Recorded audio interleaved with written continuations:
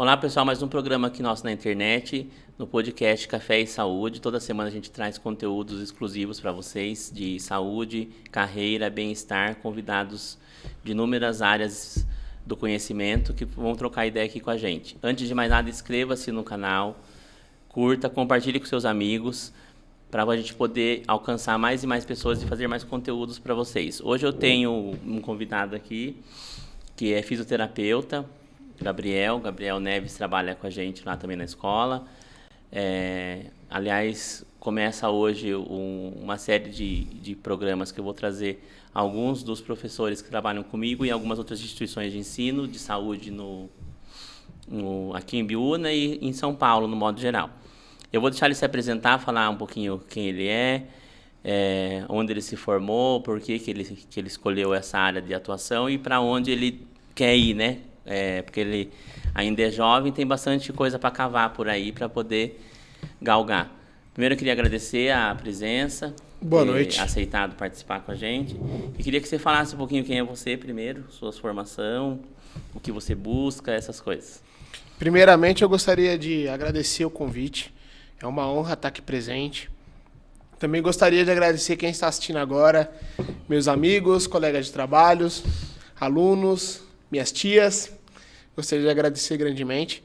Então, eu escolhi a fisioterapia faz muito tempo já. Desde que eu era pré-adolescente, eu escolhi a fisioterapia, porque eu já fui paciente de fisioterapia, né? Da minha infância para minha adolescência. Daí acabei naturalmente me encantando pela profissão, né? Passou pela minha cabeça algumas vezes fazer direito, jornalismo, farmácia, mas acabei escolhendo a físio. E acabei me formando na Universidade de Sorocaba, que eu tenho muito orgulho de ter estudado lá. Aprendi muito, amigos que eu levo para o resto da vida, e é isso aí. Você foi paciente de fisioterapeuta por quê? Você teve fratura, alguma coisa? Em que contexto que foi? Eu tive, né? Tenho, na verdade, que é uma doença crônica, chamada Leg-Calf-Pertz. Daí, essa patologia fazia com que na infância eu tivesse algumas dificuldades de movimentos de quadril, dor. E com isso eu acabei fazendo alguns procedimentos cirúrgicos e fisioterapia. Então, eu fiz fisioterapia por muitos anos. Era um paciente que toda semana estava lá, né? Daí eu me encantei, né? Vi os profissionais atuando com paciente idoso, com paciente ortopédico, com criança, e acabei gostando, né? E assim foi. Porque a fisioterapia é uma profissão relativamente nova, né? Eu acho que depois da nutrição é uma das últimas profissões da área da saúde emergentes. E algumas pessoas que eu conheço que tiveram contato com fisioterapeuta acabaram fazendo educação física. A educação física não passou pela sua cabeça? Não. A educação física nunca passou pela minha cabeça, porque, bom, o exercício é um recurso do fisioterapeuta, né? Para reabilitação, para recuperação. Mas a gente também tem terapia manual, tem a parte de os equipamentos de analgesia, e tem a área hospitalar da fisioterapia, né? Então, tem vários tipos de recursos, dentre eles o exercício. Mas nunca o foco principal foi eu trabalhar com exercício, somente com exercício. Aí você fez o NISO, você falou, até inclusive tem outros colegas que estudaram lá na Uniso, minha prima estudou lá na Uniso, que já esteve aqui, que é uma referência, né, porque temos poucos cursos de fisioterapia em Sorocaba, eu creio que hoje tem 3, né? Não sei se a Unip também tem.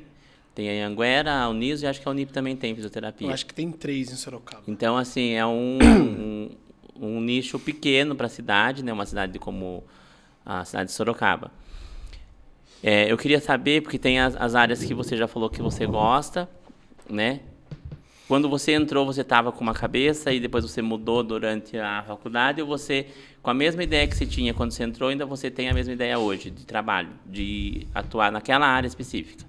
Perfeito. Bom, nunca passou pela minha cabeça deixar de ser fisioterapeuta. Mas desde que eu me ingressei na universidade até hoje, até recentemente, já passou várias áreas pela minha cabeça. Porque quando você trabalha com o que você ama, você começa a ver o tanto de área que tem e o tanto que você consegue bem nas áreas, né? Pelo resultado dos pacientes, pelo seu bem-estar no trabalho, e vai mudando a sua ideia, né? E também pelas matérias teóricas, né? Quando a gente estuda um sistema, um método, a gente acaba se encantando. Então, quando eu entrei na universidade, eu sempre tinha como meta trabalhar com ortopedia. Por causa da sua vivência. Por causa da minha vivência que eu tive, que foi onde eu conheci a fisioterapia, e também tinha um certo encantamento, ainda tenho, né? Mas não tenho mais como meta principal, que é a fisioterapia em neuroadulto, né? Neurofuncional adulto, que seria paciente pós-AVC, pós-TCE. Então essas duas áreas me encantaram. E ao longo da universidade, me dediquei muito para me aprofundar nessas áreas. Só que chegou o último ano de estágio e após formado foi mudando um pouco os meus gostos, né? A gente vai amadurecendo, a gente vai se moldando também, mudando nossas preferências. Porque na verdade é uma coisa bem corriqueira dos fisioterapeutas, os meninos, no caso dos fisioterapeutas, gostarem de ou ir para a área esportiva, né? Esporte de alta performance, ou para a área hospitalar, onde os homens geralmente gostam de atuar, é uma coisa bem comum, não sei até porquê, mas as pessoas gostam. Ou a parte de ortopedia, que é também uma parte que é bem dominada ali pelo público masculino, né? Mas, assim, você faz, pelo que você me passou já, outras coisas também que entram dentro da fisioterapia, que as pessoas, a gente sabe, são as grandes áreas, né? Mas aí tem ventosoterapia, daí tem bastante discussão sobre a acupuntura, a ozonoterapia, um monte de coisa que está entrando nas áreas, nas grandes áreas, que está chamando a atenção dos fisioterapeutas. Você já pegou um desses nichos para você ou ainda você está focado no ortopédico e talvez numa área mais clínica? Mais tradicional, né? Bom, é um assunto polêmico. A gente sabe muito bem que a ventosoterapia já foi comprovada em vários artigos, que ela não tem tanta eficácia para tratar, por exemplo, dor lombar. A ventosoterapia foi feita pela medicina chinesa para tratar meridiano, né? E aqui no Ocidente está sendo utilizada para tratar dor crônica, né? Ou até casos agudos mesmo, por incrível que pareça. Então, assim, é um método que eu respeito muito, mas, bem como outros tipos de métodos e técnicas e áreas, a gente tem que estar sempre aproximando da ciência, né? Dos artigos, né? Não somente da vivência clínica, né, Eduardo? Você como enfermeiro e como docente, você pode até discorrer comigo sobre isso. Que tem muito efeito placebo, né, em vários tipos de técnicas e tratamento. Então a gente da fisioterapia tem que tomar muito cuidado de não acabar achando que ali é o melhor caminho e pode estar num caminho placebo, sem eficácia, né? Mas hoje estava vendo sobre isso e acabei lembrando. É que, na verdade, as terapias alternativas, como eram chamadas, agora tem outro nome. Uhum. Elas foram inventadas para ser coadjuvantes do tratamento principal e não unicamente só aquilo, né? A gente hoje tem essas terapias, né? Terapia alternativa, que é acupuntura, ventosoterapia, cronoterapia, negócio com luz, tem um monte de yoga, tem um monte de vertentes. Que é válido, né? Inclusive o SUS, no HC tem, né, esses programas, e os médicos hoje do SUS, eles indicam para a pessoa ir fazer. Mas sempre como coadjuvante do tratamento principal, que eu creio que trabalhar a mente, né, ajuda, já é comprovado cientificamente que a cabeça ajuda muito no processo de cura, né? E hoje a gente tem uma população um pouco doente mentalmente por causa de tudo que aconteceu e que vem acontecendo no mundo. Fica mais fácil, eu acho que se vocês, né, isso é uma posição minha, vocês conseguirem conciliar tanto a parte científica quanto a parte alternativa para que vocês tratem os seus pacientes. Você falou da dor crônica, da ortopedia, que é a área que você gosta de atuar. Dentro da grande área da ortopedia, quais são as vertentes que tem e qual que você se identifica mais. Fala, essa daqui é a parte que eu gosto. Porque tem a ortopedia da reabilitação, do trauma, né? Que pós-trauma, e tem a que não é trauma. Dor crônica, né? Então, mas sobre as práticas integrativas que você falou... Integrativas, eu tinha esquecido o nome. Isso, práticas integrativas complementares em saúde, né? Que o SUS regulamentou várias, né? É válido, desde que você deixe claro para o paciente que aquilo está sendo complemento. Não você traçar aquilo como a principal maneira dele se curar, melhorar. É errado vender técnicas, né? Vou cobrar uma sessão, ao meu ver, né? Vou cobrar uma sessão de ventosa terapia para o Eduardo. Mas, pô, quantos recursos que não tem na fisioterapia para te ajudar, né? Então, a ventosa terapia vai ajudar. Mas não pode, ao meu ver, né, na minha maneira de ver meu trabalho, eu não utilizo como principal, né? Mas eu utilizo. Meu pai adora. Né? No feriado, fiz ventosa no meu pai, porque para ele aquilo lá resolve. Porque tem, igual você falou, tem questões emocionais e mentais que interferem. Em relação à ortopedia, eu sou meio generalista, sabe? Eu gosto de tudo que envolve a orto, né? Já atuei com trauma, com dor crônica, com muita área da ortopedia, né? A nível domiciliar e nível de reabilitação, recuperação. Então, atuei com quase tudo de orto. Então, eu gosto de tudo, né? Mas não tem uma patologia específica, uma área específica da orto. Como que chama aquele negócio que eles trabalham com o pé mesmo? Reflexologia podal. Que eles vê a pisada, que eu lembrei agora, o Marco Aurélio Bonvino, não é reflexologia. Que faz esse negócio, eu esqueci o nome, que é o negócio do pé. É uma área também que tem crescido muito. Baropodometria. Para eles verem o tanto como que você pisa, que você não pisa, que está relacionado com o resto da coluna, da sustentação do corpo. Isso. Também é uma área em expansão, né? Que é uma coisa que não tem muito. Ajuda muito no diagnóstico cinético funcional. Por exemplo, o médico dá o CID, né? Patologia. O paciente tem uma hérnia de disco. O fisioterapeuta dá o diagnóstico cinético funcional. O que está causando a sua hérnia de disco? Uma alteração na biomecânica, que seria o movimento da sua coluna, fraqueza ou encurtamento de uma musculatura específica, né? A sua atividade laboral. Então, assim, esse recurso que você citou, ele ajuda muito o fisioterapeuta a traçar o tratamento daquele paciente. Sabe, Eduardo?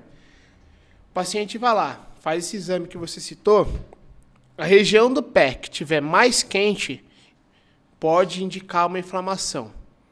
Né? Então, já ajuda o profissional, né, tratar aquela inflamação ali. Por exemplo, a área do seu pé que você pisa mais, né, que você tende na sua marcha a apoiar mais o seu peso, interfere no seu joelho, no seu quadril e até mesmo na sua coluna, porque o nosso corpo é como um todo. Então, assim, a nossa pisada interfere em tudo. Então, eu já peguei paciente com problema, por exemplo, de joelho, que era por conta de algo relacionado à pisada dele, sabe? Mas assim interfere. Eu tenho uma colega que ela vive olhando o pé da gente, quando a gente andando lá. Ela tá atrás de você, ela sempre fala assim, você tá pisando torto. Né? Porque você pisa ou para dentro ou para fora, né? Uhum. E a gente tem um problema aumentando o meu problema de coluna das pessoas, que as pessoas hoje elas ficam mais curvadas por causa de uso de celular, uso de equipamentos e muito tempo fazendo atividade sentado, porque tem muita coisa que você vai sentado hoje, o tal do... Como é que chama? Home office. Tal do home office, a pessoa fica lá largada na casa, né? Tipo, de qualquer jeito. Exato. Mas assim, Eduardo, foi muito interessante você tocar esse assunto, porque é um assunto que, assim, é muito atual. Tá saindo muita pesquisa, assim, a função, o dia a dia do paciente, que está aumentando alguns tipos de dor, patologia, ou as pessoas não estão preparadas para aquela tarefa. Então, assim, o que a gente sempre busca na fisioterapia trabalhar com os pacientes é assim, você não precisa sair do seu trabalho, deixar de praticar uma atividade, um esporte, fazer tal tarefa. Você precisa preparar o seu corpo para aquilo. Por exemplo, mexer no celular. Fica nessa posição cervical. A gente, eu pelo menos, não educo o paciente a não mexer no celular assim. Mas eu preparo a musculatura da região da cervical dele para aquela tarefa. Entende? Porque é muito difícil, sabe, Eduardo? Eu, por exemplo, que atuo atualmente no Sistema Único de Saúde, e desde que eu estou formado até hoje, a maioria dos meus pacientes são do SUS, você não vai chegar no cara e falar assim, você tem que deixar de trabalhar de pedreiro porque está acabando com a sua lombar. Não, eu tenho que preparar o cara para ele voltar a trabalhar. É isso que me encanta, sabe, na fisioterapia. É o que se fazia antes, né? Antes a pessoa ia com problema no médico, o médico falava, você tem que parar de fazer tal coisa. E isso eu vi esses dias, uma situação parecida, né? Nós falamos isso, um paciente que tem arritmia cardíaca, e ele já ficou lá com a gente, já ficou internado e tudo, e esses dias ele voltou, ele é gente boa pra caramba, o paciente é bonachão, brinca com todo mundo, e ele voltou de novo com 200 e poucos de batimento cardíaco, e aí falou assim, fala pro doutor fazer aquele remédio de novo que fez efeito. Só que daí, nós mesmo falamos pra ele, depois eu fiquei repensando nisso, falando assim, viu, mas o que você estava fazendo? Eu tava descarregando o caminhão. Daí eu falei, mas você não pode fazer peso, entendeu? Só que o problema é que assim, ele falou, mas eu não tenho o que fazer, doutor. O que eu faço se eu não descarregar? E ele não pode porque dá o start da ataque cardíaco nele de novo. Uhum. Só que aí o que acontece? Você tem que tentar achar uma forma, um meio termo, para que o paciente consiga não morrer, né? Fazendo o que ele tem que fazer. Mas ele também não... Porque quando a gente fala que é uma coisa que eu acabo dando voltas e voltando no mesmo lugar, sempre que eu converso com pessoas, principalmente que passaram pelo SUS. Quando você fala tudo que está na literatura, tudo muito bonito. Mas às vezes não se enquadra o nosso paciente porque o nosso paciente tem dificuldades financeiras, etc e tal. Foi o que eu conversei com a nutricionista quando ela esteve aqui. Como que você passa uma dieta se o paciente não tem condições? Uhum. Né? O paciente diabético está lá descompensado, aí a nutricionista passa aquela dieta enorme e a gente sabe já por estudos também no Brasil e internacional que você pode adequar ao paciente. Eu trabalhei com uma nutricionista no meu primeiro trabalho, né, que foi numa prefeitura, que, era sensacional o trabalho dela. A dieta dela batia certinho com a renda daquela população, sabe? Mas teve muito estudo por trás e muita relação interpessoal para fazer o paciente seguir o que ela faz, né? Que é o correto, que daí entra no que eu ia falar, que é uma coisa que hoje já mudou, mas antes já tinha, sobre as sessões, eu já falei isso várias vezes, sessões de fisioterapia. Porque os médicos de hoje não, eles já têm uma outra cabeça, os jovens, né, mais jovens. Eles mandavam o paciente para fisioterapia e eles falavam, faz X sessões. Sendo que tem que ser ao contrário, ele tem que fazer o diagnóstico, mandar para o fisioterapeuta decidir quantas sessões, o que vai ser feito, como vai ser feito e quanto tempo. Eu tenho um exemplo de uma colega que quebrou o tornozelo. E ela ainda anda um pouco mancando e tem dor ainda. Daí eu falei, mas você já falou isso para sua fisioterapeuta? Ela olhou para mim e falou assim, que fisioterapeuta? Eu fiz 1 mês de fisioterapia, só ela deu alta. Então, mas aí, Eduardo, você tem que fazer o resto da vida, menina. Você não pode ficar o resto da vida, não, mas por um bom tempo ainda. Isso é uma coisa que a gente tem que saber lidar, sabe? Eu vejo da seguinte forma, o médico passou 10 sessões para aquele paciente, não é porque ele quer que eu faça 10 sessões com ele, mas é porque ele quer, depois de 10 sessões, ver como o paciente está. Eu vejo mais ou menos como isso. E é isso que eu sempre converso com os pacientes. Porque eu já trabalhei com um médico, né? E eu procurei saber o porquê. E eles falam que é muito por conta disso, sabe? E também por conta do paciente se dedicar àquele tratamento, né? A gente vive uma realidade do nosso país, por mais que a gente tenha um SUS, com a nossa legislação que é democrática, que é universal, tem muito paciente ainda que, digamos, tem aquela mentalidade que já vem de um bom tempo, de seguir somente o que o médico diz. E não está errado, é uma questão cultural, isso vai mudando aos poucos, né? Mas é uma coisa que a gente tem que saber lidar. É uma diversidade que tem no dia a dia, né? É como qualquer outra profissão.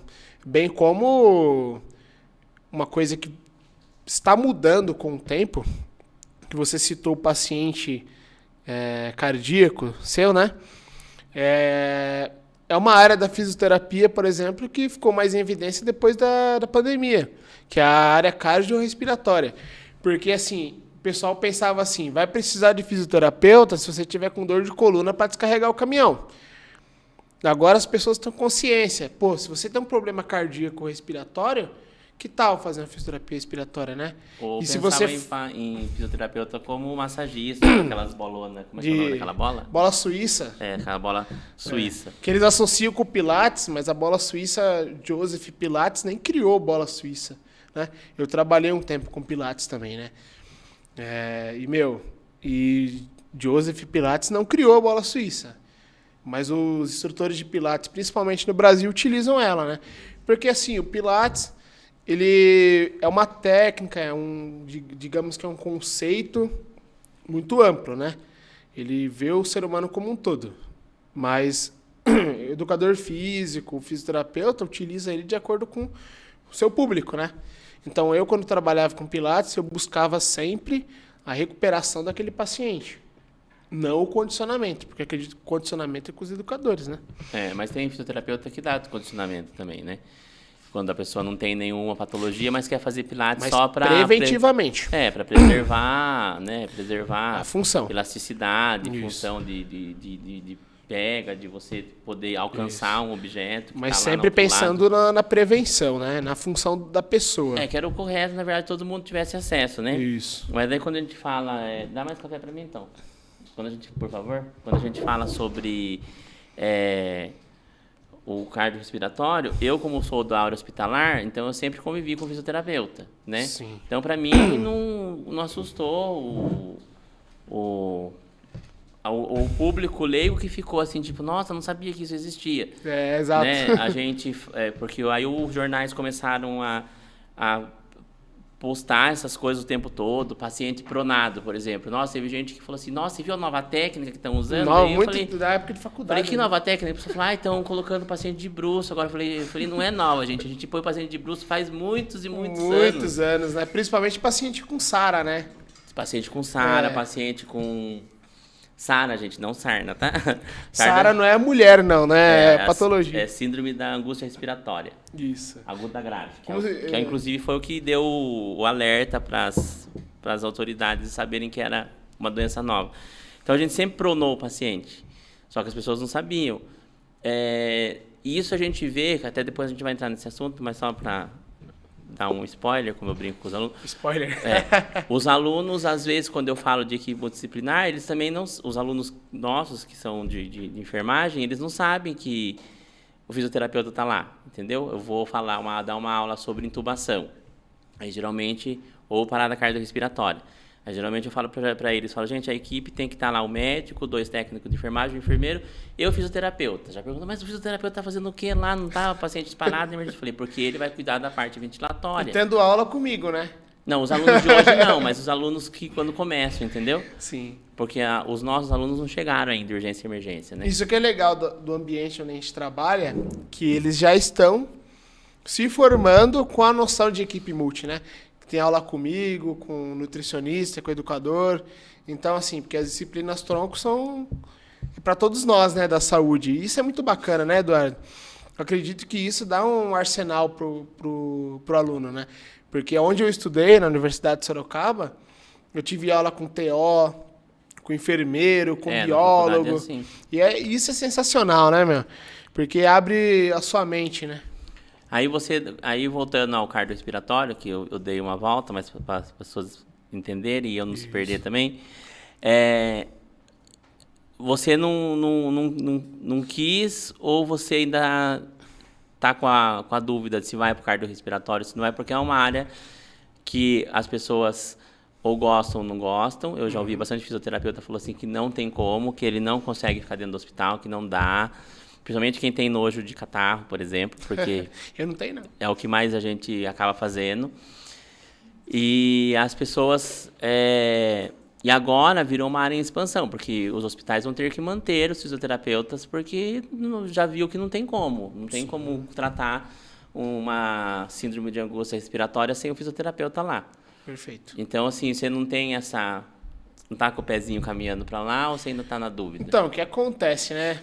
Como eu te disse, foi mudando a minha cabeça ao longo do tempo. Então, eu me formei e alguns lugares que eu trabalhei, eu até hoje, inclusive, eu atendo paciente que é dessa área cardiorrespiratória.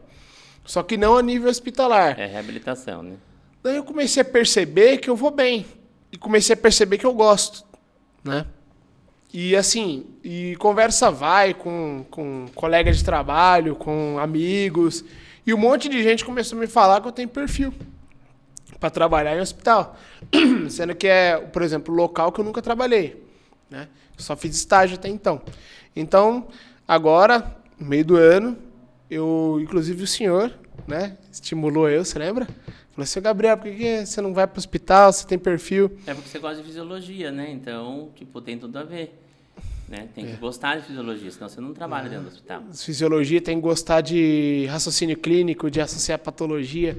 Então, eu estou fazendo agora pós em terapia intensiva. Porque a terapia intensiva não é somente a parte cardiorrespiratória. É tudo relacionado ao paciente crítico no hospital. Então, eu estou adorando. Que nem eu dou aula de fisiologia, quando passa lá, por exemplo, as zonas de West e tudo mais, eu estou me sentindo por dentro e está dando esse gás para mim. Mas quando eu estava na graduação, Eduardo, eu não fui tão bem assim na matéria de terapia intensiva na teoria. Porque justamente naquela época eu fazia matéria de hospital, fazia matéria de neuro, um monte de matéria.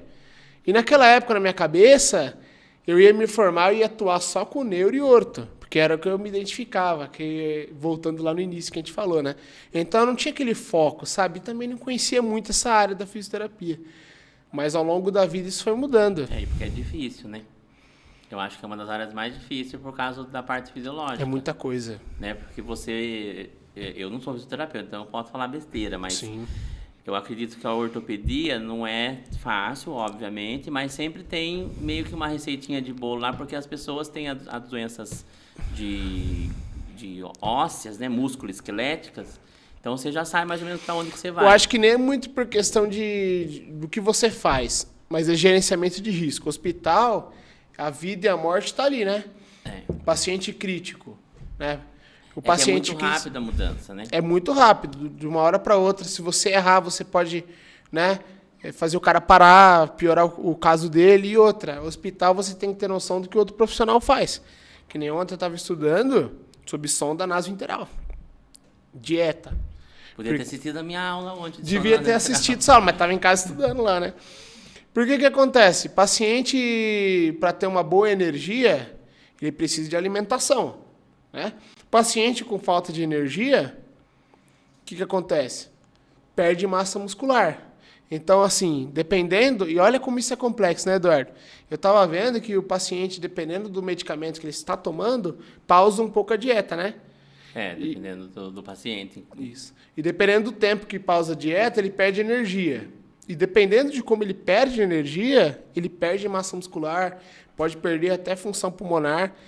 E daí a físio tem que estar sempre por ali. Porque você não pode fazer o cara fazer um exercício, sendo que ele já perdeu bastante energia há pouco tempo. Você vai fazer ele perder mais. Então você tem que estar sempre de olho no que os outros profissionais fazem. É, porque o paciente entubado perde muita massa muscular. Muita. Né, por causa da consequência em si. Isso. Eu vi um negócio ontem, eu ia mandar para você, só que eu acabei esquecendo. Sim. Era uma propaganda de um curso para fisioterapeuta. Você, fisioterapeuta, você tem noção de que você precisa entender tal e tal coisa. Tinha lá. Porque a gente, paciente entubado, né? Que você tá lá na pós-UTI, você vai ver muito. E eu acho legal o negócio de UTI, porque daí abrange o todo. O paciente está entubado, aí a gente tem coligasometria todo dia, ou às vezes 2 vezes no dia. Porque muda muito, entendeu? E geralmente quem dá a dica, todas as vezes que eu trabalhei com fisioterapeutas fantásticos nesse tempo que eu trabalho no hospital, eles que davam a dica, entendeu? A gente pegava, colhia uma gaso, aí depois a gaso vinha, quando eu olhava alguma alteração, eu já chamava o fisioterapeuta, para depois chamar o médico. O fisioterapeuta olhava e falava, tá com acidose metabólica, tá com alcalose, tem que fazer o equilíbrio, tem que fazer o equilíbrio. O que as pessoas não sabem, né, quando a pessoa pensa no modo geral, que é um processo multiprofissional. Então, o enfermeiro colhe a gasometria, porque só ele pode fazer essa coleta, por causa que o técnico não pode, e depois vem o resultado, a gente mostra para o médico e para o fisioterapeuta.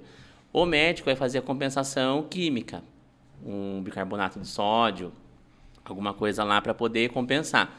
Só que se o paciente está entubado, só a compensação química não vai resolver, porque precisa compensar também a parte respiratória.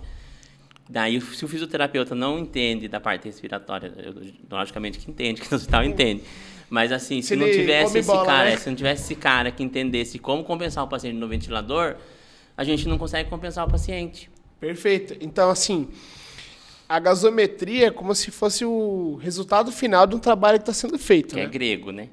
Você vai entrar na pós ainda nesse aí, você vai... Sim, na época da graduação, a gente aprendeu a interpretar gasometria. Só que com o tempo, não atuando em hospital, você perde um pouco aquele raciocínio de interpretar de uma vez. Tem que parar um tempo maior. Um tempo maior, você fica ali, né? No hospital tem que ter um raciocínio clínico avançado nessa parte, né? Mas a gasometria é como se fosse o final de tudo, né?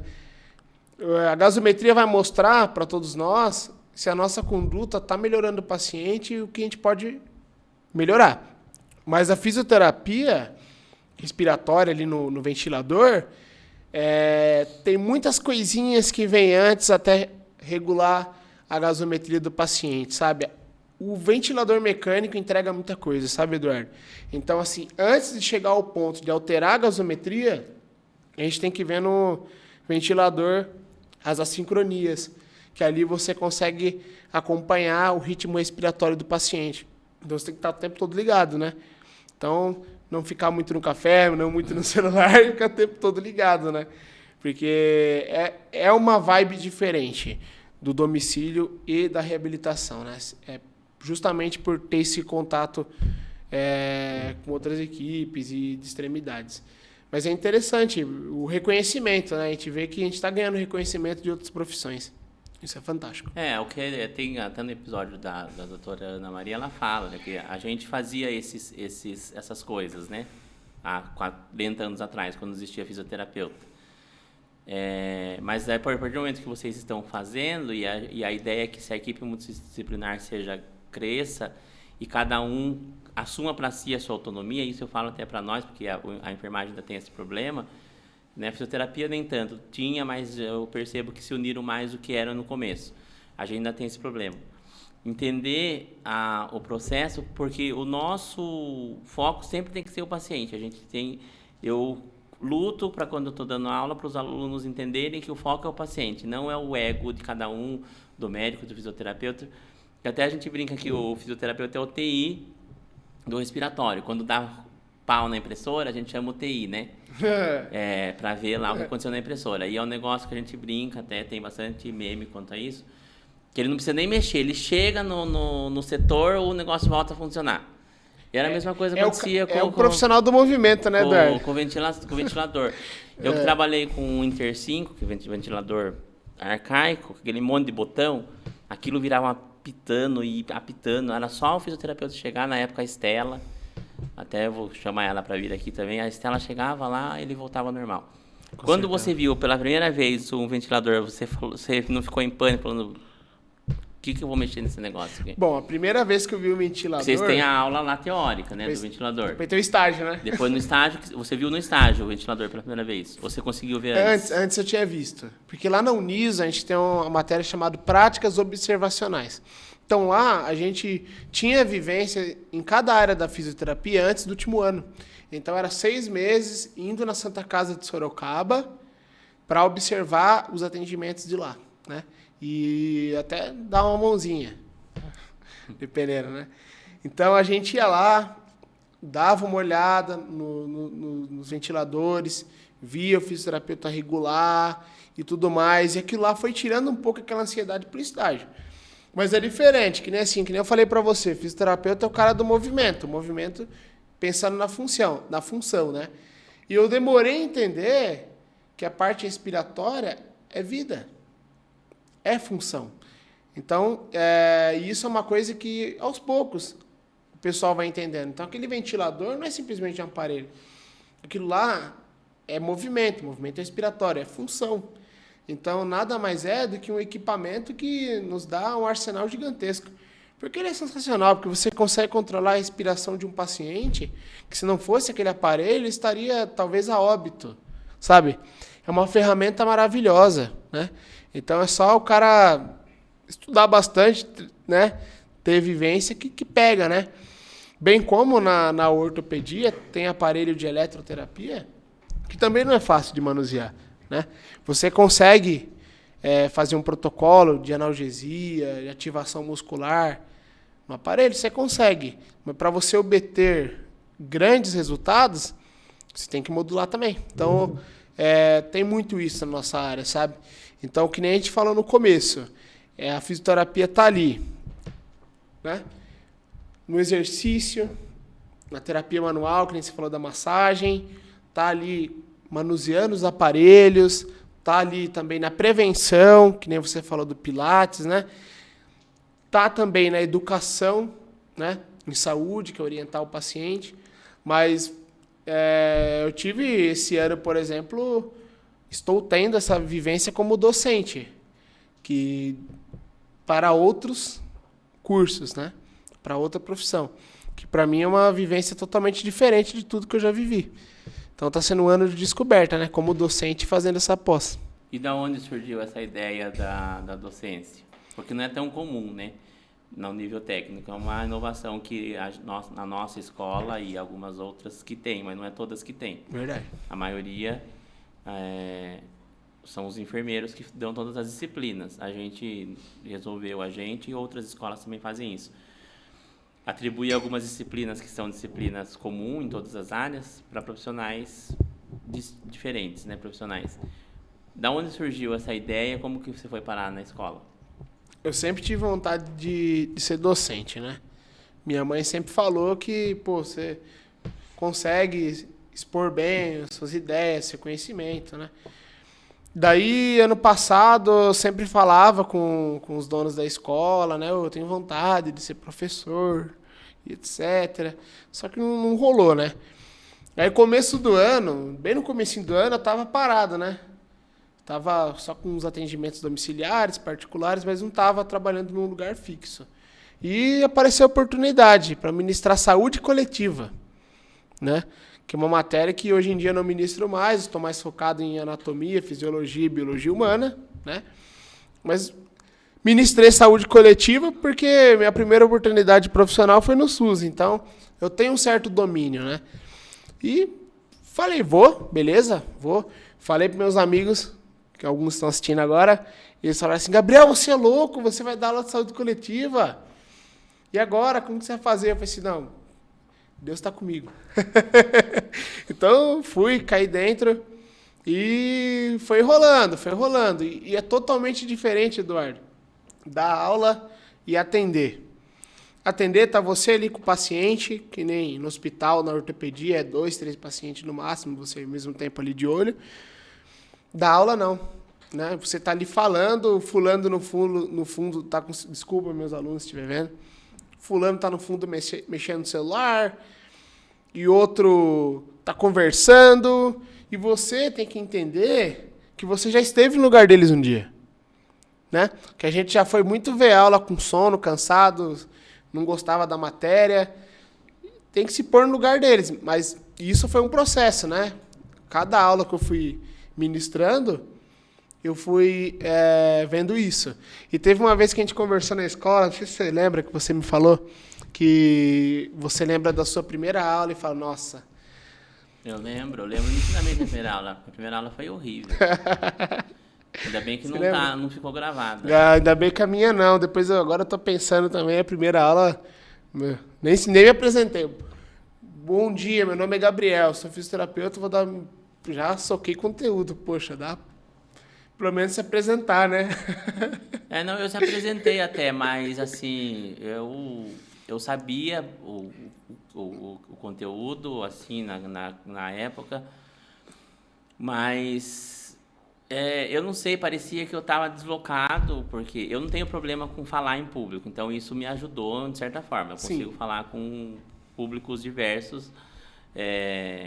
Não sei por que eu tenho essa facilidade, mas eu sempre tive. É a música. Talvez seja, mas eu consigo falar de boa, pode. Se eu souber, obviamente, se eu não souber o assunto, eu nem vou me meter e também não vou gaguejar. Mas quando eu sei um assunto e me chamam, vem aqui falar com essas pessoas e tal, eu vou. Só que eu tive uma expectativa, né, de que eu ia fazer, montei minha aula, tudo bonitinho. E teve duas situações. Eu fui dar aula na escola que eu me formei auxiliar de enfermagem. Porque eu fui auxiliar de enfermagem técnico e daí enfermeiro. Então, a minha primeira escola que eu dei aula foi na escola que eu me formei como auxiliar de enfermagem anos lá atrás, entendeu? Sim. E o dono era outro, as pessoas eram outras, os professores eram outros, mas a tia da secretaria era a mesma, a Marisa, entendeu? Adoro, a Marisa lá até hoje, tá? Ela vai aposentar lá nessa escola. E aí eu fui na aula, então assim, eu fui com aquela expectativa, porque eu falei, nossa, tipo, uma sensação legal de você voltar, né? Eu saí de lá como aluno, como depois recém-formado, depois voltar dando aula. Os alunos que eu conheço até hoje, os alunos que se formaram, falam que não, que sempre adoraram minha aula, mas para mim foi horrível, foi assim, para mim foi um desastre, sabe? Olhando para trás, a gente sente como que, putz, dá para ter feito melhor. Não na questão do conteúdo, não, o conteúdo a gente passa certo, né, quando a gente está começando. A gente não fala, não come bola, né, eu sempre falo o que eu sei. Se eu não sei de um assunto, eu não falo. Mas é que a gente não tinha maturidade para Levar fazer melhor, entendeu? levar em consideração, né? A gente tem um problema, e eu falo isso sem ofender ninguém, porque é um problema real no Brasil, é que assim, as instituições de ensino de saúde, principalmente as particulares, elas não conseguem pagar um salário muito alto para os profissionais, né? Que é comum, porque o brasileiro tem bastante dificuldade, isso até no nível universitário. E, às vezes, para a universidade conseguir dar um seu melhor, ela contrata, como acontece em algumas universidades, profissionais que se formaram e têm uma pós só, ou estão fazendo ainda a pós, entendeu?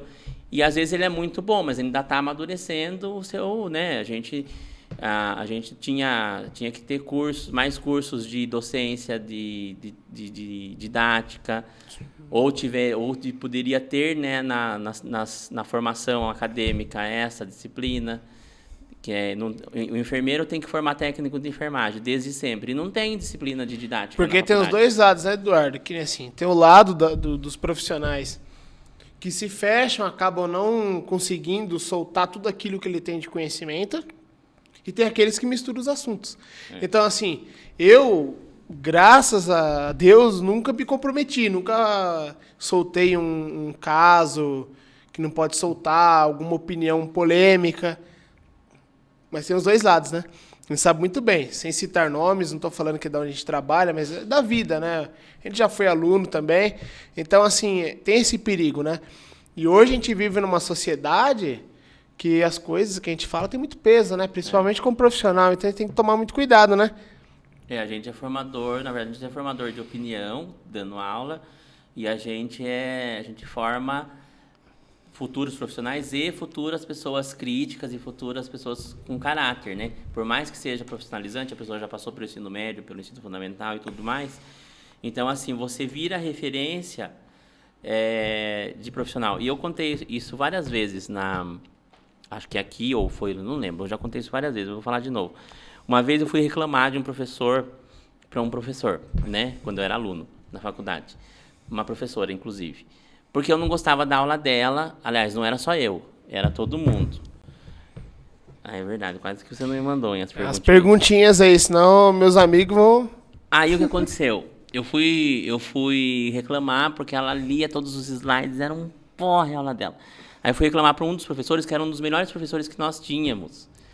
E eu amava ele. E ele era assim, ele era curto e grosso, entendeu? Mas era uma aula maravilhosa. Aí ele falou para mim uma realidade que eu não entendia, porque eu não queria ser professor. Eu nunca quis. Sabendo. Eu entrei para a faculdade porque eu queria trabalhar com assistência, que era coisa que eu já gostava de fazer. Durante a faculdade, eu fui pegando o gosto de fazer palestra, de acompanhar o pessoal da iniciação científica e tal. Aí eu falei, professor, não citei nomes, tentei ser ético, mas reclamei. Ai, Edu, a gente vem aqui cansado do plantão, ó, tipo, é um porre a aula. E ela era mestre, doutora, super, hiper doutora, tudo que tinha direito. Você era o aluno reclamão, né? Eu sempre me envolvi com polêmica, na escola, em todo lugar. Aí ele falou assim, Eduardo, eu vou te explicar uma coisa, você vai levar pra vida isso, e eu levei. Ele falou assim, existem 2 tipos de pessoas. Tem pessoas que são professores, e não importa se ele fez mestrado, doutorado, ou se ele só é graduado. E tem pessoas que estão professores. Os que estão professores, eles não vão conseguir fazer você gostar. Os que são professores, sim, porque ele é nato. Ele falou assim, ser professor é um talento nato, você pode se preparar para você melhorar. Mas tem gente que não vai. E realmente, eu tive professor que só tinha pós-graduação e era um máximo, e eu tive professor que tinha pós-doutorado e era um porre. E tem a situação da pessoa querer sempre ser melhor, né, Eduardo? Que nem a gente comentou, né? A gente olha, por exemplo, a primeira aula que a gente deu, né? Se a gente tivesse um ego inflado, não buscasse ser melhor, ia olhar para trás e não ia ter essa visão, né? A gente ia achar que tinha arrasado e que tá tudo certo, né? Que é a diferença, que nem você falou, de ser e estar, né? E também o que você quer pro seu futuro, né? E isso é sensacional, né? A primeira vez que eu te conheci, que a gente conversou, você contou essa história. E eu lembro até hoje. Eu vivo contando essa história. E acendeu uma luz na minha cabeça. Eu falei assim, eu estou sendo ou sou? Né? E ainda estou procurando a resposta. A gente consegue ver eu acho que eu estou indo bem. Com os resultados. A gente tem que entender que a gente não sabe tudo, óbvio. Ter a humildade de dizer, e já falei isso para aluno, do aluno perguntar uma coisa, eu falar que não sei e pesquisar, porque não tem como saber tudo. Não tem. A gente não é o Google, né? E assim, sempre saber que a gente vai melhorar. Eu tive uma professora de piano, na época que eu estudava música, ela não dava 10 para ninguém. A gente tirava no máximo 9,5, era uma nota muito alta quando você conseguia tirar. Tá. E pessoas que tocavam maravilhosamente bem. Um dia eu perguntei para ela, né, por que era... Não para mim, porque eu não me considerava um aluno 10, mas tinha colegas meus que, nossa, eram brilhantes. E ela dava 9,5. Eu falava, por que você não deu 10? Perguntei, ela falou assim, sabe, porque eu não posso dar 10. Se eu dar 10, você vai parar de estudar porque você vai se achar o fodão. Você vai se achar que você é o melhor. É igual elogiar. É um perigo elogiar uma pessoa, independente de onde for. É um perigo. E é um perigo você julgar. Por exemplo, assim, eu não sei se você é igual eu. Com a família eu sou uma coisa... Não que eu sou falso, tá, pessoal? Não sou psicopata. Mas, assim, com a família eu tenho uma postura, com os amigos eu tenho outra. Na escola eu tenho uma e atendendo o paciente eu tenho outra. Eu sou o mesmo Gabriel, mas a gente tem que saber se portar nos lugares, né? Porque é diferente o relacionamento, né? E é uma coisa que para mim, quando eu comecei a dar aula, foi totalmente diferente também, até a relação interpessoal, né? O paciente, a gente tem é uma coisa diferente. Parece que vem uma luz do além que faz a gente conseguir lidar com diversas situações. Que lá, na verdade, é um exercício, né, que você faz na escola de relacionamento interpessoal, porque você tem que se relacionar com os alunos, que tem que ter um jogo de cintura, porque é aluno sempre aluno, dependendo da idade.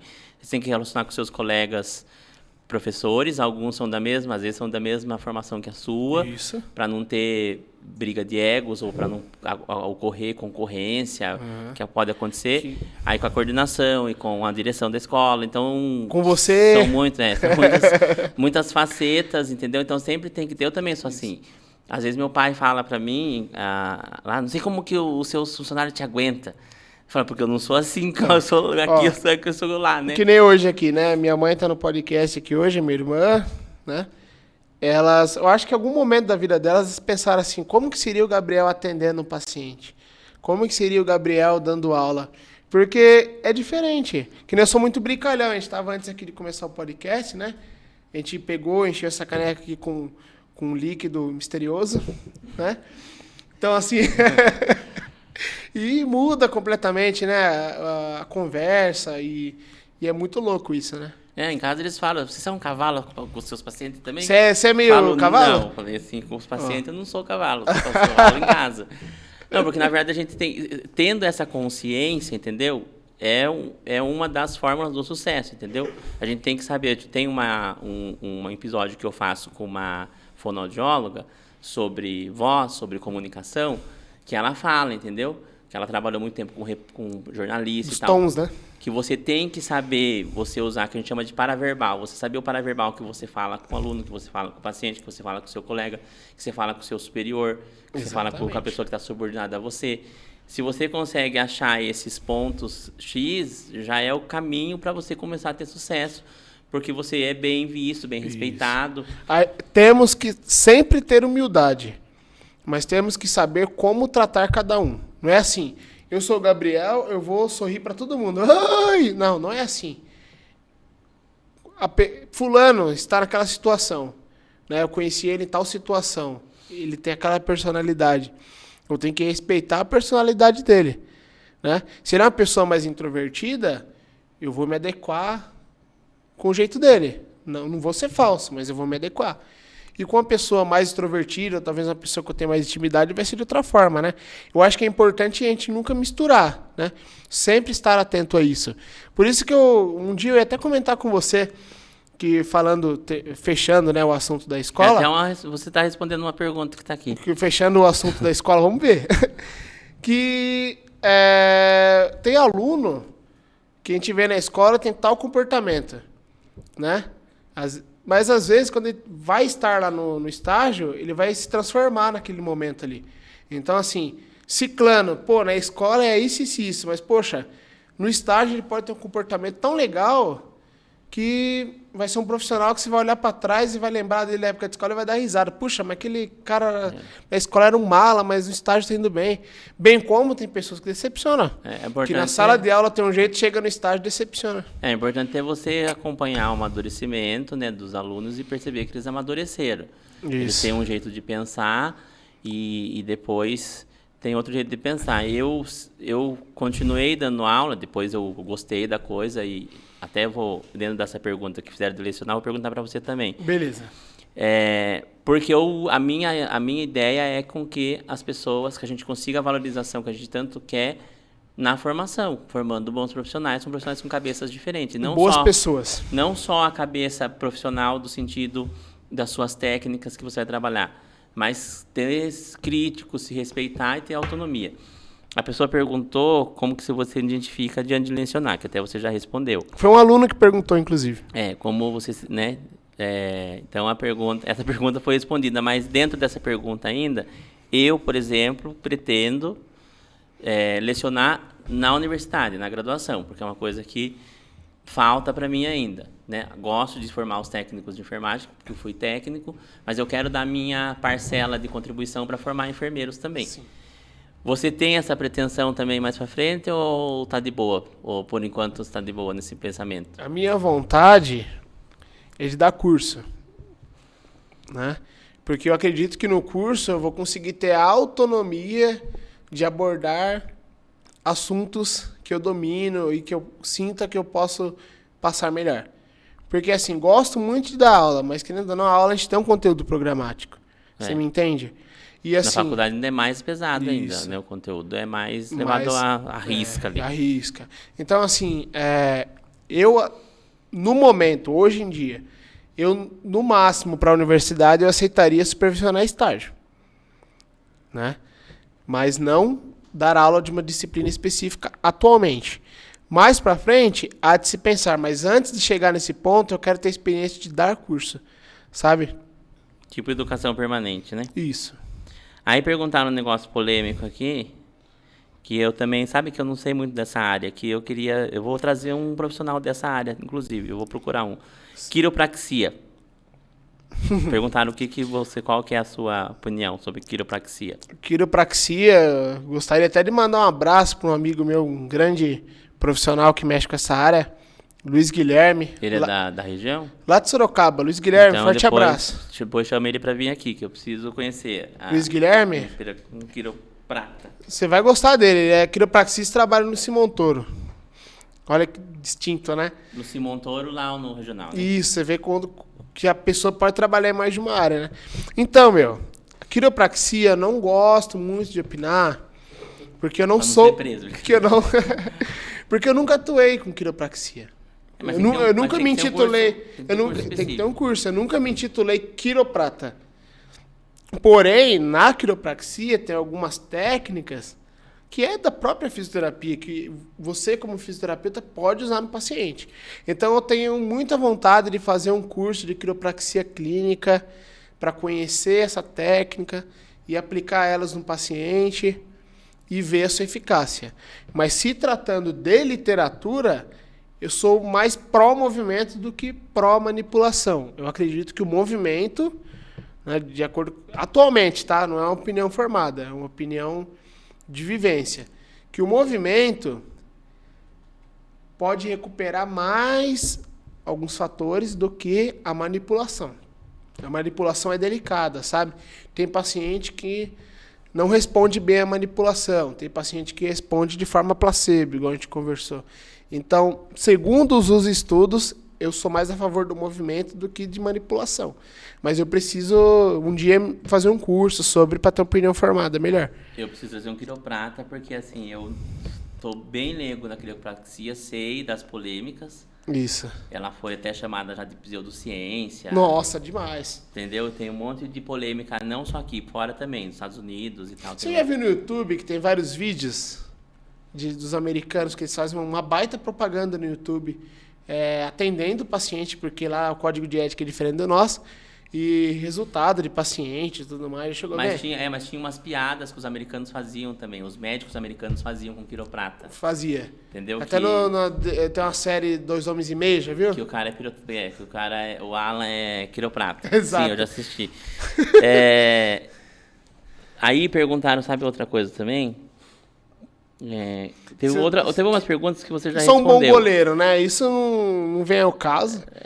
Mas... eu ia deixar por último, mas enfim. Tem umas perguntas que fizeram que você já respondeu. Perguntaram qual o papel do fisioterapeuta na promoção de saúde. Você já falou bastante sobre isso, inclusive. Do docência também. Aí perguntaram uma coisa que eu acho interessante. Eu tinha pensado nisso e não falei. Qual assunto da fisioterapia você acredita que é o mais complexo? O assunto? Remuneração. Não, remuneração também. Você está falando de assunto... Não sei, a pergunta... é uma pergunta. A primeira coisa que vem à minha mente é remuneração. Eu não sei o que a pessoa quis dizer com isso, entendeu? Remuneração, para mim, é o mais complexo. Sabe por quê? Vocês estão rico. Vocês estão reclamando rico de saúde. Viu? Na minha opinião, não é só de fisioterapia. Inclusive, parabéns para vocês da enfermagem por ter conseguido o piso. Uma baita de uma conquista.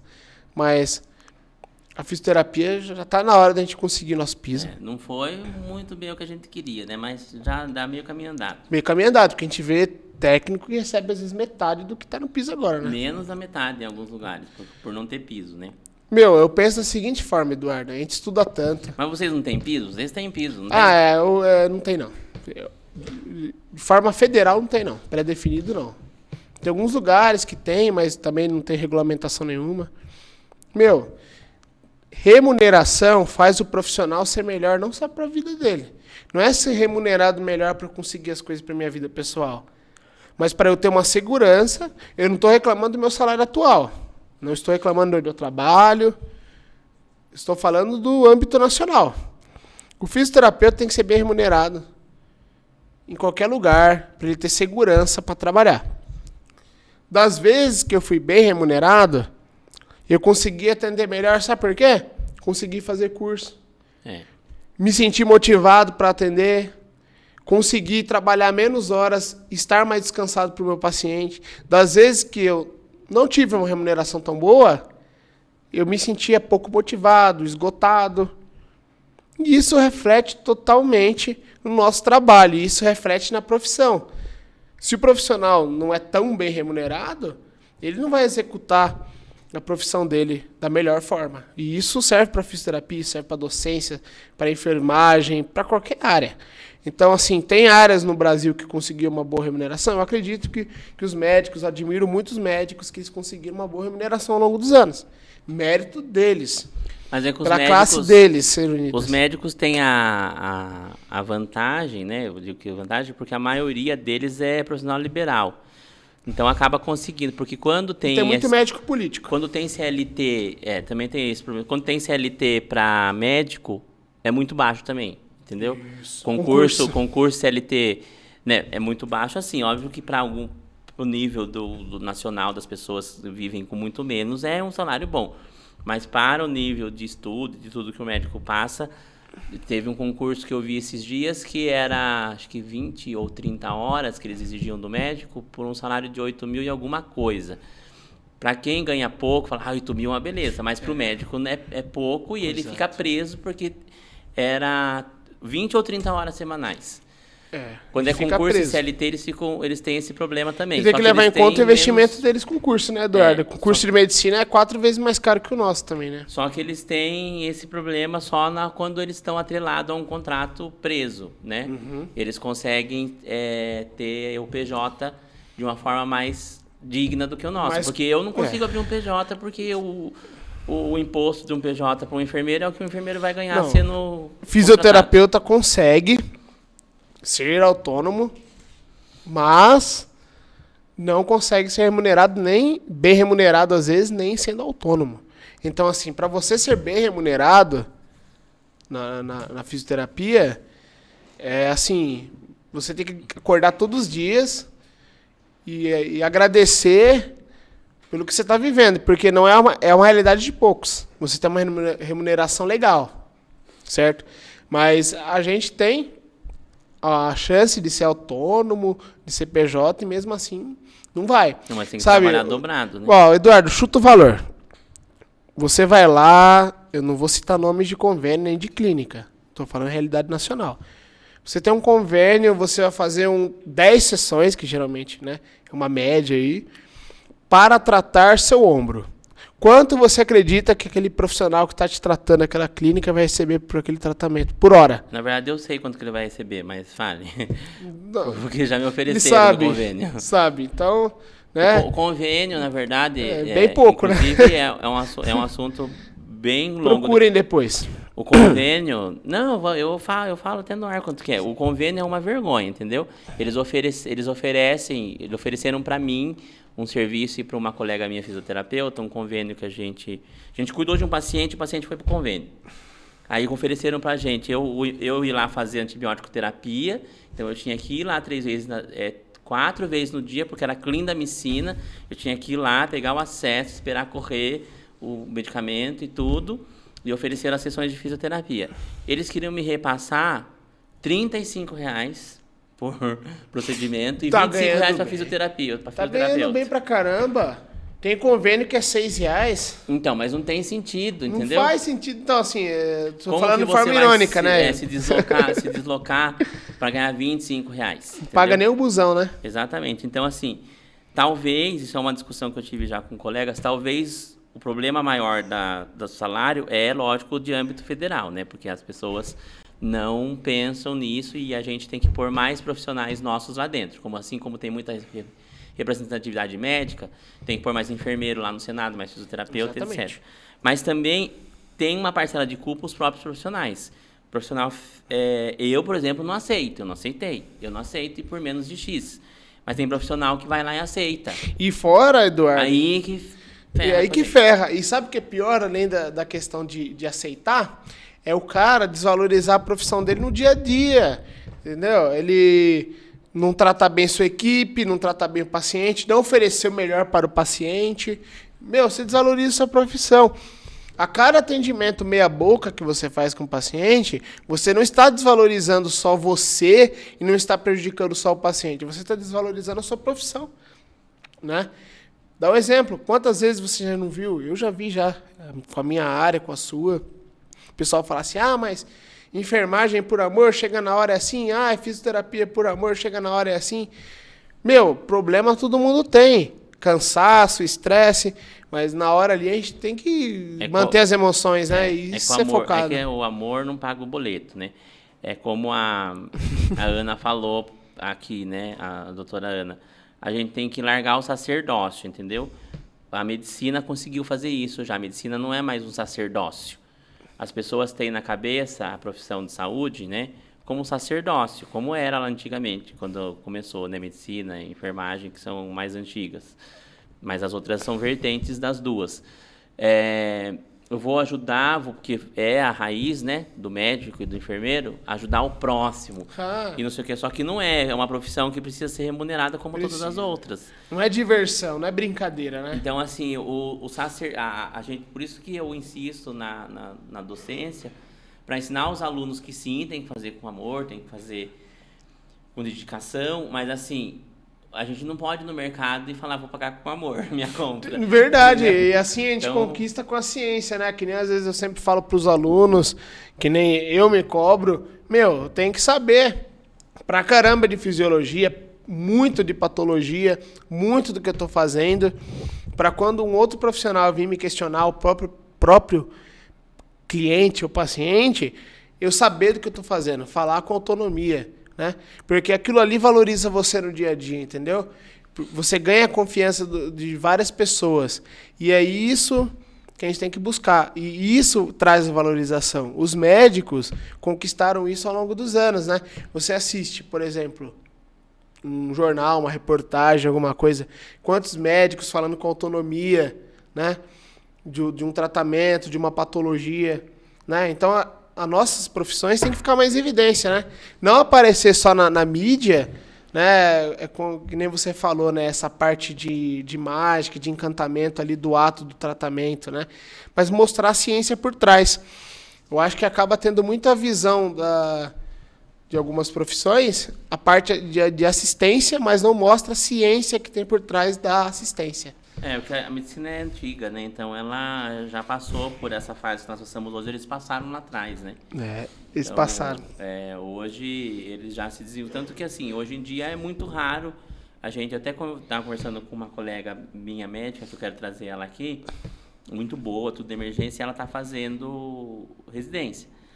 Daí eu falo assim, por que você está fazendo residência em emergência? Você tem que ficar aqui com nós, porque eles não ficam na emergência mais, porque paga pouco. Entendeu? Essa realidade? Sempre foi, na verdade. Porque se você, por exemplo, se você faz cirurgia geral, você ganha por procedimento. Daí você ganha bem. Se você trabalha numa porta de pronto-socorro, você faz quantas suturas que você faz por dia, que considerada é uma... Eles não ganham por sutura.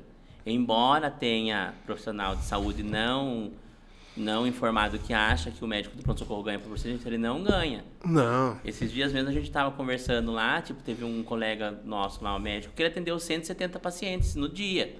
170. E ele ganhou a hora, né? Ele ganhou o que foi combinado no plantão. Se o colega dele atendeu só 50, por exemplo, né? Não sei dessa informação, estou dando um exemplo. Sim, sim.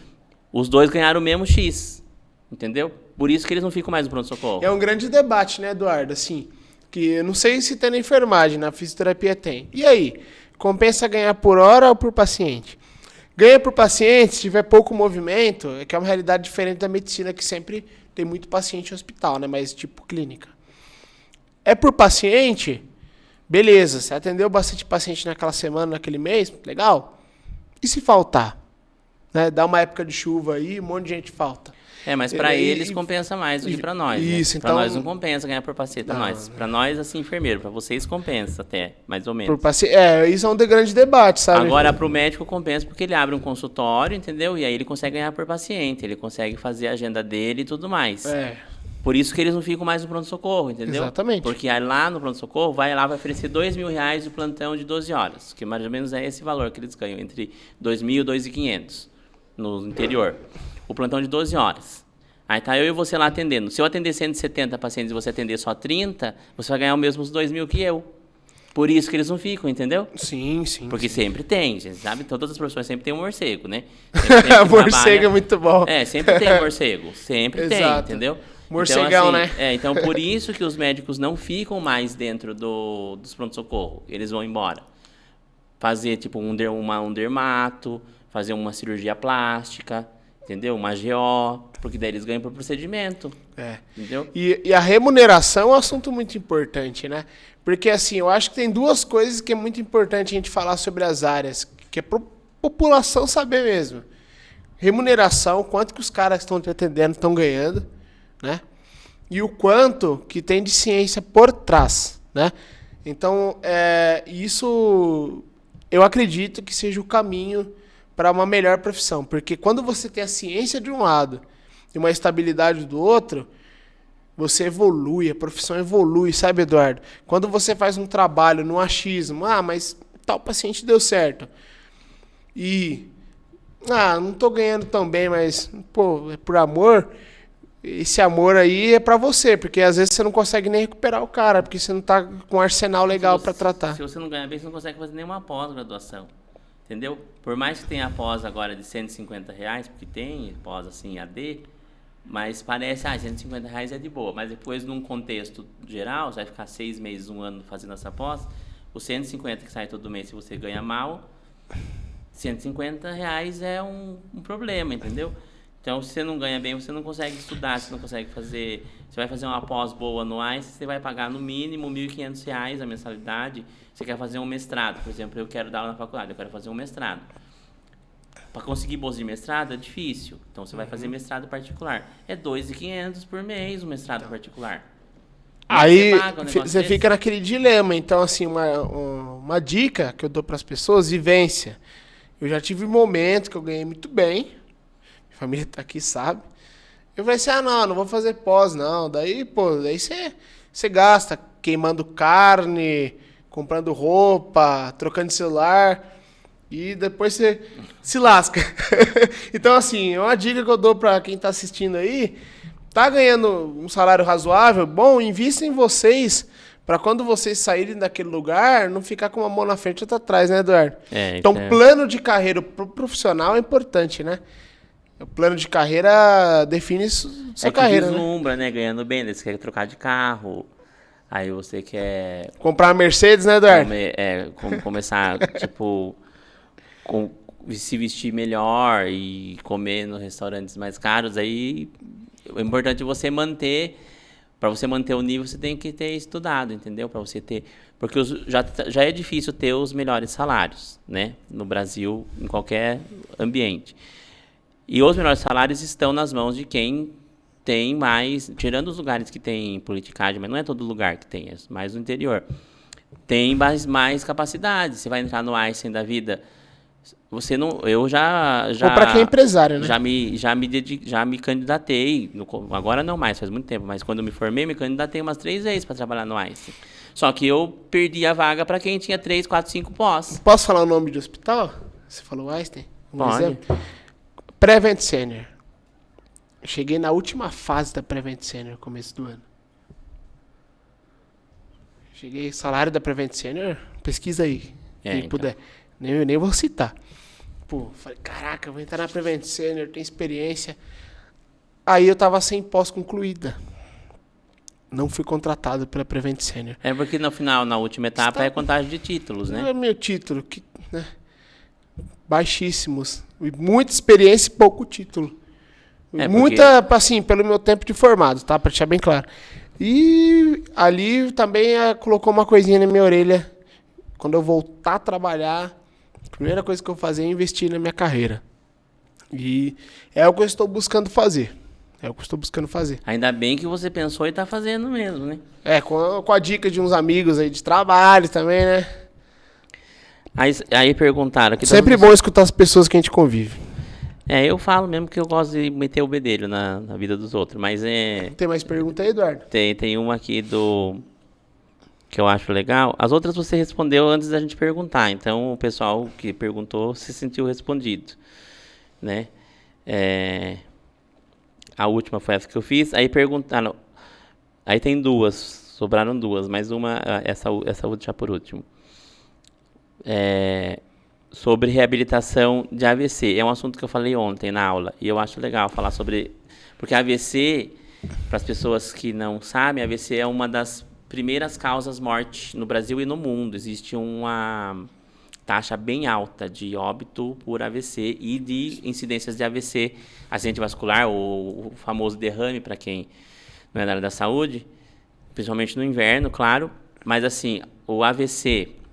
e as doenças coronarianas são o mal do século, né? As pessoas têm medo de HIV, de um monte de coisa, e óbvio que tem que ter medo também, mas as doenças coronarianas e o AVC estão pegando. Muito caso. O AVC, quando pega uma pessoa mais jovem, né, a pessoa desestrutura a vida dela por completo, por causa que traz sequelas. e uma série de coisas. Aí perguntaram sobre a reabilitação do AVC. Excelente pergunta. Inclusive foi uma amiga que cursa farmácia, perguntou. Excelente pergunta. Então, Eduardo, AVC, né, que a gente usa a terminologia de AVE, porque pega o encéfalo, para quem não sabe, é o cérebro e mais um pouco, né? Desde que eu me formei até hoje, eu peguei muito caso, né? E o que tem, assim, de curioso é que a abordagem da fisioterapia, quando o paciente tem um AVE, né, que ele tem a sequela de AVE aguda, é uma coisa. Quando é crônico, é outra. Aguda é quando é recente e crônico quando a pessoa está há muitos anos já com aquela sequela. Quando é agudo, a gente busca muito a reabilitação funcional, que seria estimular aquele paciente a voltar a ter independência em suas tarefas, né? Comer sozinho, sentar sem apoio, né? Sem apoiar, por exemplo, as costas no lugar, ficar de pé, caminhar. Lógico, vai depender muito da idade do paciente, do empenho dele, da família e do profissional, né? E quando é crônico, às vezes você pega uma pessoa que está há muitos anos já com aquela sequela. Então você evita agravos, às vezes respiratórios, agravos relacionados à dor e até mesmo à função, só que de uma maneira diferente, né? Adequar ao que ele já conquistou. Mas, tem muito caso. E uma coisa assim que eu vejo muito é as pessoas acharem que o AVE dá mais em pessoa de idade. Mas não, dá em muito jovem. Então toma cuidado, quem vive muito estressado, tem uma péssima alimentação, né? Tem hábitos não saudáveis, que infelizmente pode ter, né? E também ter muito cuidado, né? Com a pressão arterial, com a glicemia, né? E sempre, né? Ao serviço de saúde procurar a UBS ou SF mais próxima, fazer os exames, porque tem muito caso, Eduardo, é demais, é muito caso mesmo, sabe? E assim, para quem não sabe, o AVE afeta a fala, afeta a deglutição, a visão e até mesmo emocional. Então, as pessoas atrelam muito ao físico, a parte motora, assim, no caso, né? Mas também afeta outros sistemas. É que a maioria dos AVCs, ele pega muito motor, né, de um lado. Alguma parcela pequena fala e tem uma parcela também um pouco menor de deglutição. Que no caso daí entra a fonoaudióloga, que também precisa... Porque as pessoas acham que tem um AVC, vai no hospital, daí o médico dá os medicamentos, daí faz a fisioterapia e acabou. E às vezes precisa passar com a fono para reabilitar fala e deglutição, e às vezes precisa repassar também com a TO, por causa da coordenação motora fina. Exatamente. Que nem você... Que é o problema grande do sequelado, né? Perfeito. Que nem assim, você perguntou assim, Gabriel, você já teve vontade de fazer educação física? Por quê? A educação física vai trabalhar a parte aeróbica e tudo mais, né? É uma área gigantesca, que eu admiro muito também. E a TO vai trabalhar a parte psicológica, por um lado, pensando na função, e também a pinça, como você falou. Então, muitas das vezes eu pego um paciente que está com problemas na parte que a gente chama de distal, né? Que seria as mãos, e eu consigo ir com ele até certo ponto. Passou de um ponto, eu vejo que aquele paciente precisa de uma terapia ocupacional ou uma terapia ocupacional aliada. Porque eu vou lá fortalecer a mão daquele paciente, mas ele vai precisar ganhar a função, segurar uma caneca e tudo mais. Então, o terapeuta ocupacional tem muito exercício. Ele, 4 anos de faculdade, né? Se dedicando para isso. E é uma área que merece muito também ganhar respeito. Tanto é que o conselho nosso é junto. De físio e TO. Eu tenho que trazer uma TO aqui também, porque as pessoas acham que terapeuta ocupacional é para brincar com criança. Que nem TO e fono, na região tem poucos formados, porque só o NISO que forma TO, né? Não, acho que a Anhanguera tem também. TO? Fono eu não sei onde tem, mas acho que na Anhanguera também tem TO. Eu não sabia, achei que era só na Uniso. Agora, fono acho que não tem nenhum curso em Sorocaba, né? Fono tem na Uniso. Ah, tem? Tem, mas forma tipo 5, 6 pessoas por ano. É porque as pessoas não conhecem, né, a área. Isso, pra quem tá querendo cursar. É bom cursar. pra quem é fono, que tem sobrando serviço. Atenção, pra quem tá na saúde e querendo fazer curso de saúde, fono, né? É uma boa. E aí a última pergunta que vocês fizeram, o que foi que eu perdi aqui? Que você já falou? Eu acho que não, acho que a gente respondeu todas. Só tem a pergunta do meu amigo, perguntou, né, se eu cato bem no gol. Falaram que você gosta de jogar futebol. Gente, ele é palmeirense, tá? Não, eu sou São Paulino. São Paulo ganhou do Palmeiras? Ganhou. Sinto muito dizer, mas é isso aí. Eu tô até mais feliz por isso, né? São Paulo ganhou e, assim, sou São Paulino pra caramba. Que nem você falou no começo da Horta, me interessei muito pela área esportiva, boa época de graduação. Porque, era muito gostoso, né? A famosa resenha, tá lá tratando a pessoa e falando de futebol e tá naquele ambiente. Então, eu gosto muito de futebol. Hoje em dia, eu só assisto. Me aposentei dos gramados cedo. Então, assim, gostava muito de catar no gol no futsal, né? E tinha uma habilidade gigantesca nessa parte, uma noção tática muito grande. Mas vai mudando, né, os gostos, né, Eduardo? A gente vai passando o tempo. Hoje em dia, por exemplo, eu prefiro, às vezes, ver um bom conteúdo, assistir, por exemplo, um podcast, me aprofundar em algo que eu vejo como funcional para o meu dia a dia. E às vezes acaba dispensando as famosas peladas, né? Então, assim, o processo de amadurecimento, ao mesmo tempo, é um pouco triste, né? Porque a gente perde um pouco aquele encanto de fazer certas coisas, né? A gente começa a ver o mundo de forma diferente. De certa forma é bom, mas de certa forma também é ruim, né? Porque às vezes a gente vai jogar, por exemplo, um futebol e você fica pensando, peraí, mas aquele campo não tá muito legal, posso ter um entorse de tornozelo? Você fica pensando, putz, mas não tô preparado, meu cardio, posso infartar. Então você começa a ficar um pouco assim, sabe? E isso, assim, eu digo, pra quem tá na área de saúde, trabalhar esse lado aí de não ficar sempre preocupado, né? Que não pode ser esportista de final de semana, né? Sempre recebo gente que caiu no campo, que é jogador de final de semana, entendeu? Sempre recebo. E infarto, já pegou já? Já peguei infarto, já peguei paciente que parou e não voltou. Que foi a óbito no meio do campo e era, Exato. tipo, era um outro profissional no dia a dia, tipo advogado, sei lá o quê. E tava jogando no final de semana e caiu duro porque, né, o cardio não tá preparado. É um perigo. O pessoal que tá aqui, minha família tá dando risada. Começo do ano, né, como eu tava mais de boa, né? Falei assim, pô, né, tô meio paradão, vou jogar bola. Fui jogar bola, senti posterior de coxa, né? Que atrás rompeu, senti o tendão e o músculo meu senti a lesão mesmo no meu corpo, né? As lesões que eu tratava nos pacientes, senti em mim. E, falo pra todo mundo aí, pratique esporte, mas procure um profissional antes, né? Um educador físico, né?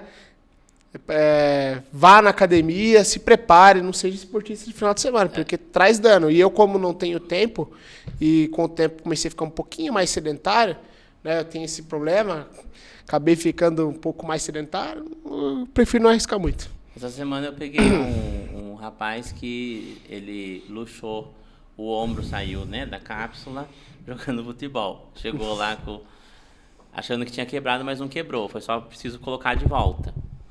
Né? Ele saiu lá da cápsula articular, caiu, né? Ele falou que deu um rolamento lá no campo e saiu. Não é tão fácil sair, mas saiu no caso dele. E aí põe no lugar. E dói pra pôr no lugar.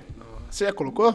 Eu sempre ajudo o ortopedista a pôr, né? Ajudava, né? Que lá não tem ortopedista agora. Mas tem uns 2 médicos que trabalham com a gente que põe. E fora, a gente Eduardo, põe com lençol. E fora que você tá jogando futebol em algum lugar, acontece isso, Gabriel, e aí, ó, você tá naquele momento de distração, né, que a gente é profissional de saúde, qualquer lugar que a gente está, a gente é acionado, não é verdade?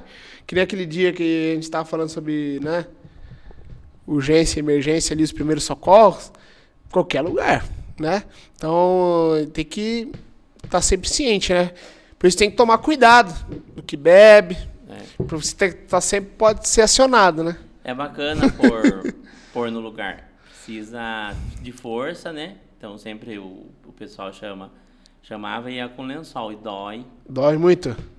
Dói, o paciente... Às vezes a gente dá lençol, alguma coisa para o paciente morder. A gente faz um midazolam, né? Para poder dar mas não dá para sedar o paciente. Midazolam, para quem não sabe... É um opioide que serve para analgésico. É um analgésico e sedativo. Isso, obrigado. Aí, põe um lençol, né, embaixo, daí o médico puxa o braço pro lado dele e eu tenho que puxar o lençol pro meu lado. Nossa. Pra daí o médico conseguir encaixar de volta e encaixar de volta na cápsula. Deve ser uma dor O gigantesca. braço. Muito. Nunca senti, mas deve ser. Deve ser. Que a parte, né, tudo ali muito enervado e fugindo totalmente da sua biomecânica, né? Por isso que é importante. Mas a dor, assim, mesmo que a dor seja ruim, eles ficam depois aliviados, porque assim, a dor que ele tá sentindo antes de pôr é pior. Porque ela sai fora do lugar e aí fica uma dor lacinante. Sim, né? Então o midazolam é mais para tirar aquela dor lacinante dele estar fora do lugar.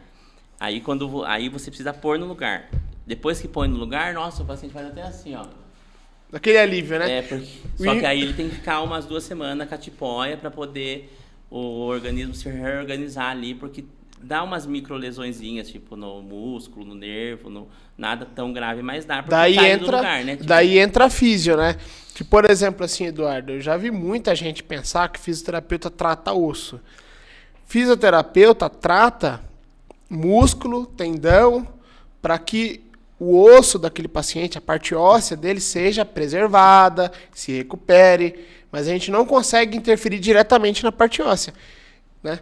Então, que nem esse paciente que você falou, se for no hospital ali, na urgência, se tiver um físio, pode ajudar a colocar no lugar. Mas o tratamento depois vai ser para, em volta daquela articulação, daquele osso, ficar bem compacto, firme, para evitar com que aconteçam novos episódios, recuperar, né? Tem que tentar evitar para que não saia mais, entendeu? Isso. Já peguei muito paciente que tem a luxação recorrente, assim, tem paciente que luxa de bobeira, não tá fazendo nenhum exercício. Tem muito acrômio, né? Vai fazer assim, com o braço vai pegar um negócio aqui e o ombro sai do lugar. Tem muito em acrômio. Acrômio é muito comum. Joelho, entendeu? A gente pega bastante paciente que tem o joelho vai, né, roda joelho. O fêmur é muito mais difícil, porque o fêmur é mais E complexo. acrômio tem bastante lá nesse trabalho? Porque acrômio é um caso muito recorrente em clínica, né? A articulação acrômio-clavicular, para quem não sabe, fica nessa região, solta, né?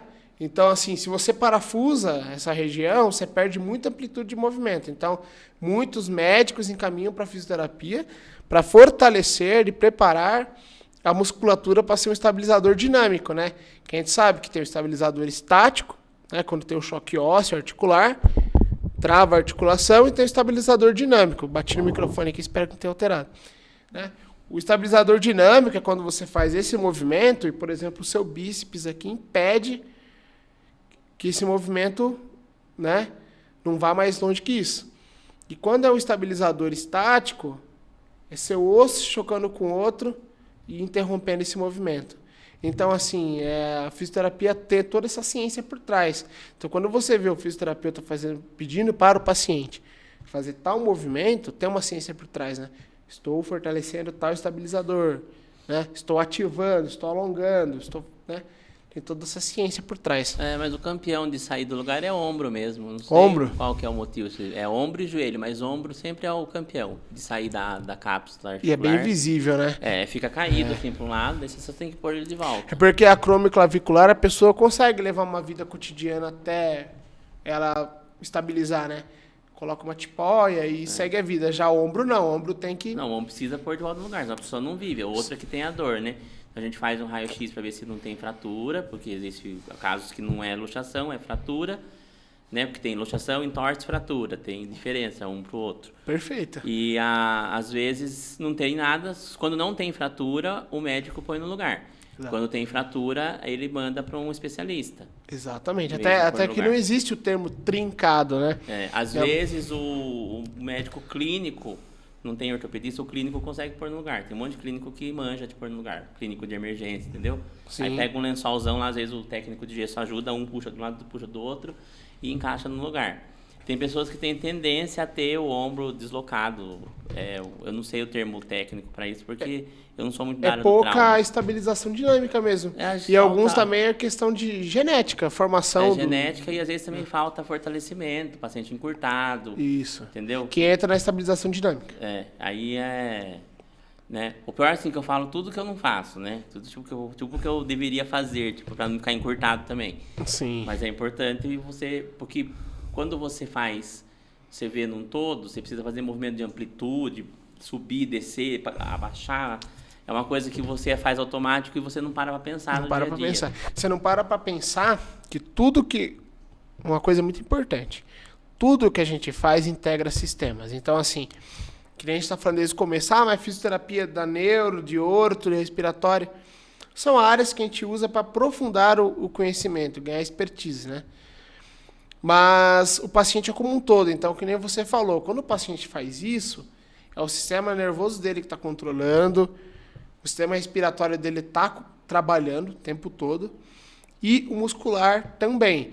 Então, assim, o paciente a gente tem que ver ele como um todo, sabe, Eduardo? Às vezes, aparece um paciente para a gente avaliar, né? Que veio por uma demanda, por exemplo, em relação ao sistema nervoso, você chega lá, o paciente está com uma questão respiratória, às vezes até precisando mais daquela assistência, né?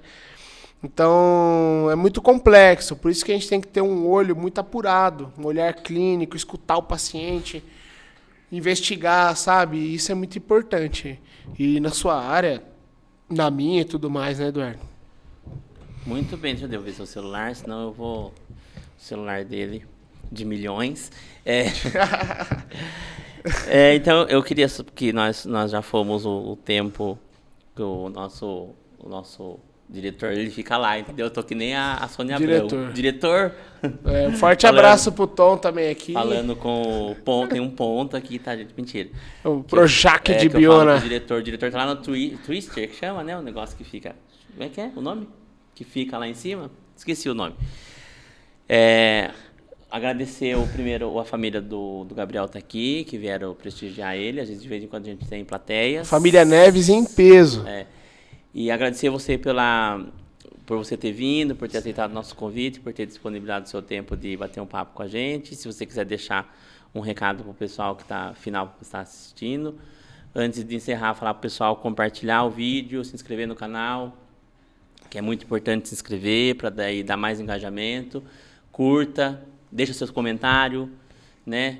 Positivo, negativo, feedback, dúvidas para um próximo papo e assim por diante. Vamos devagar no comentário aí, hein? Gostaria de deixar um recado, né? Talvez compartilhar até uma vivência, que é assim, sempre trabalhem com vocês a questão da disciplina. Porque... por mais que você goste do que você faz, você precisa ter disciplina, né? Porque a disciplina vai fazer você crescer na sua profissão, vai fazer você melhorar como pessoa. E além da disciplina, ter sempre o ouvido apurado, né? A gente tem 2 ouvidos, porque a gente foi feito mais para ouvir do que para falar. Então, escutar as pessoas mais experientes, escutar a família, né? Buscar sempre estar aprendendo, não deixar o seu ego te dominar, né? E assim vai indo, né? E taca o pau, não desiste não. E eu gostaria de agradecer você novamente pelo convite, tá bom? Me senti super à vontade por a gente já se conhecer, né? No ambiente de trabalho. E para quem está assistindo, minha família, e tamo aí. É isso aí. Então é isso, gente. Até o próximo vídeo. Um forte abraço. Semana que vem a gente tá aqui de novo. Certo.